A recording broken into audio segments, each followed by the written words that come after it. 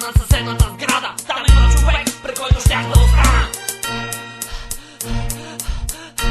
Влизай, копеле, влизай. Скъпаните куки искат да ме хванат. Абе, не се пресняй, тук никой няма на мене. Токата е в мене, трябва да се оправим. Нямаш грижа. Куките искат да ме цакат. Те го начукал. Нека продължи сагата. Другия човек прави драмата. Той ми вика, влизай тук, след като влязам в сградата. Аз казах добре, той ми вика, ляга и бе. Мислех, че тъпото копеле нещо лъже. Но рискът беше голям и трябваше да се вържа. Нямаше смисъл от глупости, дори и да лъжеше. Мой човек, покажи ми този патлак. Копелето от квартала не е никакъв напак. То става дума тука, ме питате, ами ти как мислиш?